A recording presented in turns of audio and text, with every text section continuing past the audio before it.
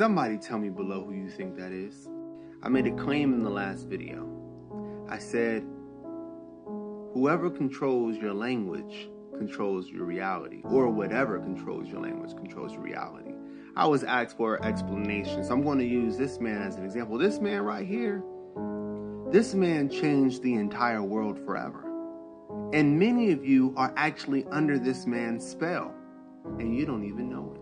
This man died long ago, and he still controls your reality. He controls almost the entire world's reality.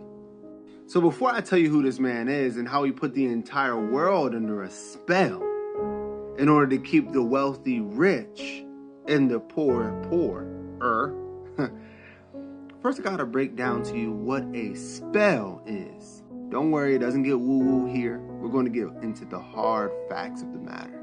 So spelling, words. Now we're not going to cover the definition of the word spell because definitions, as you know today, seem to change often. You have to go from the etymology of a word. So the word spell actually comes from the word spell, S-P-E-L. And it originally meant storytelling, right? It originally meant not only storytelling, but, and we're talking about spelling or spell of an enchantment, by the way. It meant gossip. It meant sermon. In fact, gospel was the good spell. That's what gospel means.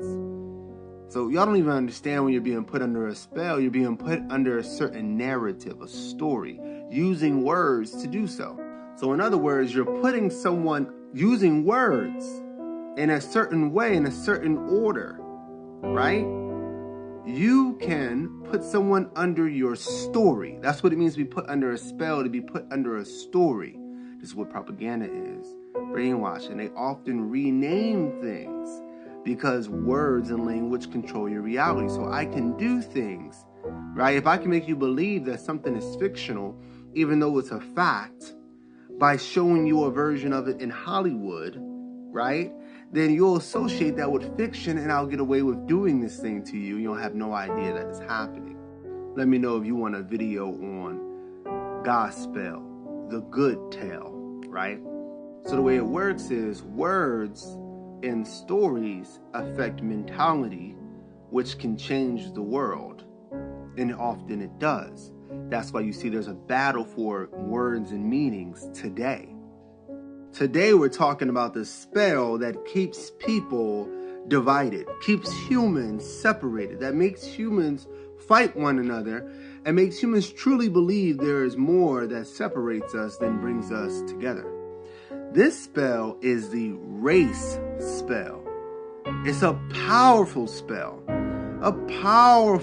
that many of you are under right now. You can't help it.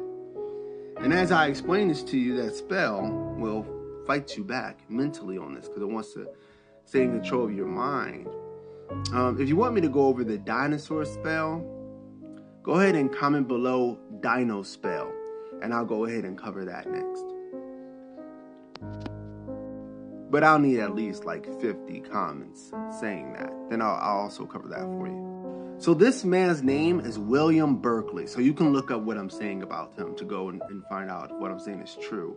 William Berkeley was the governor of Virginia in, I believe, 1609. Don't quote me on that. I don't have it written down in my notes, but I believe it was 1609. Now remember, this is prior to slavery. I mean, I know a lot of y'all are starting to believe this insane new spell they're putting y'all under, which that enslavement of African peoples never happened in America. And my God, y'all really believe it. So if you want me to do a video on that, let me know. But this was prior. So you had African peoples over in the United States prior to slavery, right? And they were indentured workers and they could work off their time. They can get land. They could be free. And this is prior to a lot of the laws that led to, you know, African peoples being something or someone that could be owned by someone else. So William Berkeley was very wealthy and rich, and he was ruling over these, you know, these developments in Virginia. But everybody was supposed to be equal. Remember, they're breaking apart. It's supposed to be new, but he kept giving land and privileges to the rich and the wealthy, and he wasn't treating the European and African workers correctly. He was really ripping them off, and at this time didn't matter. There was I didn't even get there yet, but he was ripping them off. So what happened was a rebellion. He didn't act like a leader, so they got frustrated with him and they rebelled against him, due to all the things that he would do. This terrified all the rich people. They got so scared, right? And so William Berkeley came up with something that changed the world forever. He said, you know what? We'll come up with something called whiteness.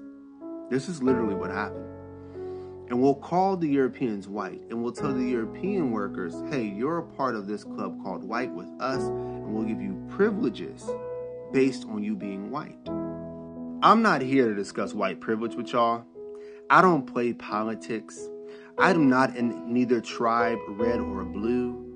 I do not even care about that stuff. So if you want to debate about white privilege and stuff like that in the comments, you go ahead. But that is not what this video is about.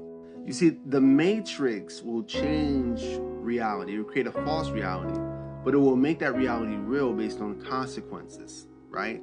And so using laws, he made this thing called white real, a separate category of people who were treated differently than other peoples, right? And this completely destroyed the revolution that was started by Nathaniel Bacon.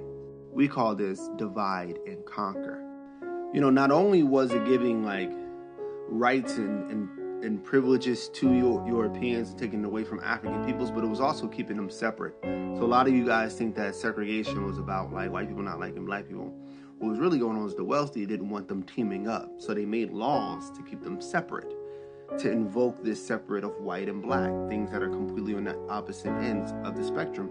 Even though my skin isn't black and your skin isn't white, we believe in this. We're under that spell. You see what I'm saying? Another example would be like Irish, Italians, Jewish people. None of these people were considered white. In fact, a lot of them were oppressed. Irish people by the British were considered naked chimpanzees.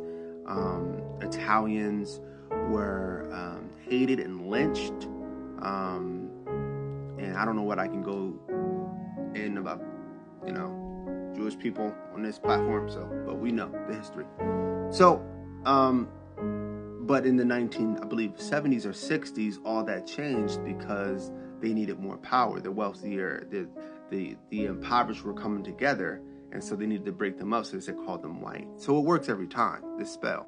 See, they want to keep us disunified because the super wealthy are the agents of the matrix we live in. Remember, a matrix means a medium or structure in which you develop in a womb. We live in the inverted womb. You have the great mother, you have the devourer mother. The great mother is good, the devourer mother is bad. The devourer mother takes and doesn't give anything back. That's what civilization is.